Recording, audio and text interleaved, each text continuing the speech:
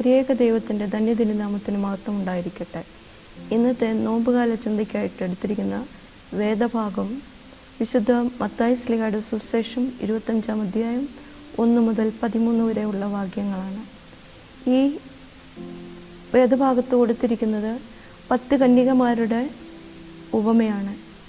ഈ ഉപമ വേറെ ഒരു സുവിശേഷത്തിലും ഈ 10 കന്യകമാരുടെ ഉപമയെക്കുറിച്ച് പ്രതിപാദിച്ചിട്ടില്ല. 10 കന്യകമാരെ കുറിച്ച് പറയുമ്പോൾ 10 കന്യകമാർ മണവാളിനെ എതിരേൽക്കാനായിട്ട് ഒരുങ്ങി നിന്നവരായിരുന്നു. അതിൽ 5 പേര് ബുദ്ധിയുള്ളവരും 5 പേര് ബുദ്ധിയില്ലാത്ത കന്യകമാരായിട്ട് വേർതിരിച്ചിട്ടുണ്ട്. ബുദ്ധിയുള്ള കന്യകമാരെന്ന് പറയുമ്പോൾ അവർ എണ്ണയും വിളക്കും കരുതിയവരായിരുന്നു. ബുദ്ധിയില്ലാത്തൊരു വെറും വിളക്ക് മാത്രം കരുതിയിരുന്നു. മണവാളൻ വരുന്ന സമയത്ത് എണ്ണയും വിളക്കുമായിട്ട് കരുതിയവർ അവർ മണവാളൻ്റെ വരുന്ന നാഴികയും കാത്ത് അവർ അവിടെ നിന്നിരുന്നു. എന്നാലോ ബുദ്ധിയില്ലാത്ത കന്യകമാർ വിളക്കുമെടുത്ത് എണ്ണ വാങ്ങിക്കാനായിട്ട് കൂടെയുള്ള കന്യകമാരോട് എണ്ണ ചോദിച്ചപ്പോൾ അവർക്കും എണ്ണ പോരാതെ വരികയാൽ അവർ പറഞ്ഞു, നിങ്ങൾ മാർക്കറ്റിൽ പോയി എണ്ണ വാങ്ങി മണവാളൻ വരുമ്പോഴത്തേക്കിന് എത്തിച്ചേരാനായിട്ട് പറഞ്ഞതായിട്ട് പറയുന്നു. പക്ഷേങ്കിൽ ഈ എണ്ണ 10 കന്യകമാരെല്ലാം ബുദ്ധിയുള്ള കന്യകമാർ ഇവർക്ക് എണ്ണ കൊടുത്തിരുന്നെങ്കിൽ അവർക്കും മണവാളനെ എതിരേൽക്കാൻ പറ്റത്തില്ലായിരുന്നു. ഇവിടെ നമ്മൾ പറയുമ്പോൾ ഈ 10 കന്യകമാർ ഓരോ ഉദ്ദേശത്തോടു കൂടി വന്നവരായിരുന്നു. 10 കന്യകമാരിൽ 5 കന്യകമാർ ആവശ്യത്തിനുള്ള എണ്ണ കരുതിയിരുന്നു. ഇവരെ നമുക്ക് പറയാം ബുദ്ധിയുള്ള കന്യകമാർ എന്ന്. ഇവർ ജാഗരൂകതയോടുള്ള തയ്യാറെടുപ്പോട് ഉള്ളവരായിരുന്നു. 5 പേർ ബുദ്ധിയില്ലാത്തവരും മയക്കവും അലസതയും ഉള്ളവരായിരുന്നു ഇവിടെ വ്യക്തമാക്കുന്നു. കർത്താവിന് വേണ്ടി കാത്തിരിക്കുന്നവരും ജീവിത ലക്ഷ്യത്തോട് അലംഭാവം കാണിക്കുന്നവരും തമ്മിലുള്ള വ്യത്യാസമാണ് ഈ ഉപമയിൽ വ്യക്തമായി ചൂണ്ടിക്കാണിക്കുന്നത്.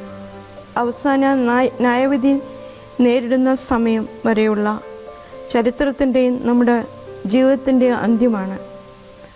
ആകയാൽ നാളും നാഴികയും അറിയായകയാൽ നിങ്ങൾ ഉണർന്നിരിപ്പീൻ. മണവാളനെ സ്വീകരിക്കാനും അവനോടൊപ്പം പ്രകാശത്തിൻ്റെ മണയറിയിൽ പ്രവേശിച്ച് അനന്തമായ സന്തോഷങ്ങളിൽ പങ്കെടുക്കുവാനുള്ള നമ്മുടെ ജാഗ്രതയും തയ്യാറെടുപ്പിൻ്റെയും സമയമായ നമ്മുടെ ജീവിത കാലയളവിൻ്റെ പ്രതീകമാണ് നോമ്പ്. നോമ്പുകാലത്ത് ഉപവാസം ഒഴിച്ചുകൂടാൻ പറ്റാത്തതാണ്. ബോധപൂർവമായി എല്ലാ കാലങ്ങളിലും നമ്മൾ ഉണർന്നിരിക്കണം. ഇവിടെ ഉറക്കം വേണ്ടെന്നല്ല പറയുന്നത്, ബോധമുള്ളവരായിട്ട് ഉണർന്നിരിപ്പാൻ, നമ്മൾ ആന്തരികമായിട്ട് ഉണർന്നിരിപ്പാൻ, യേശുവെ കനിയണമേ എന്ന പോലെയുള്ള നിരന്തര പ്രാർത്ഥന, ശാസ്ത്രക്രമീകരണം, ദൈവവചന ധ്യാനം എന്നിവയിലൂടെ സ്വയം വെടിപ്പാക്കുകയും നമ്മുടെ ബോധത്തെ പ്രകാശിപ്പിക്കുകയും ചെയ്യാം. നോമ്പുകാല സന്തോഷകരമായ പ്രതീക്ഷയുടെയും വേളയാണ്. ഭാവിയെക്കുറിച്ചുള്ള പ്രതീക്ഷ നമ്മിൽ സന്തോഷം നിറയ്ക്കുന്നു. നാം യഥാർത്ഥ സന്തോഷത്തിൽ മുഴുകുമ്പോൾ സമയം പറന്നു പോകുന്നത് പോലെ അനുഭവപ്പെടും. എന്നാൽ ഉത്കണ്ഠയോട് ഭാവിയിലേക്ക് നോക്കുന്നവർക്ക് നേർവിപരീതമായ അനുഭവം ആണ്. നാം ദിവസങ്ങളിൽ നിന്നും നമുക്ക് അലസത അനുഭവപ്പെടുന്നു. നോമ്പുകാലങ്ങളിൽ പ്രാർത്ഥനകളിലൊന്ന് നാം ഇങ്ങനെ പ്രാർത്ഥിക്കുന്നു: നീതിയുടെ എണ്ണ വറ്റിയതിനാൽ കരിന്തിരി കത്തുന്ന ഞങ്ങളുടെ വിളക്കിലെ തിരികളെ കർത്താവെ നീ വീണ്ടും ജ്വലിപ്പിക്കണമേ.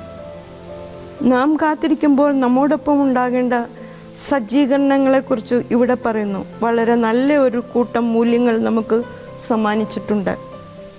നീതി, സമത്വം, സ്വാതന്ത്ര്യം, സമാധാന, നിർഭരത, ക്ഷമ, സത്യസന്ധത വിനയം, സേവനം, സന്നദ്ധത നാം മറന്നുപോകുന്ന വലിയ നിധികൾ.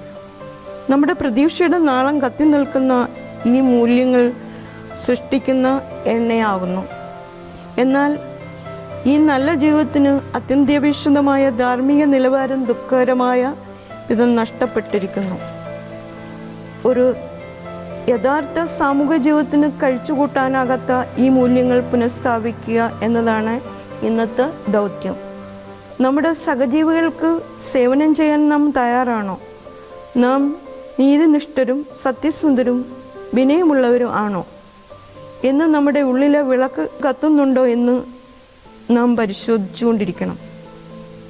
എപ്പോഴും ബുദ്ധിയുള്ള കന്യകമാരെ പോലെ എണ്ണയുമായി മണവാളനെ കാത്തു നിൽക്കുന്നവരായി, എപ്പോഴും ബുദ്ധിയുള്ള കന്യകമാരെ പോലെ എണ്ണയും വിളക്കുമായി കർത്താവിനെ എതിരേൽക്കാൻ ജാഗരൂകരായി കാത്തിരിക്കാം. അതിനായിട്ട് പ്രാർത്ഥിക്കാം.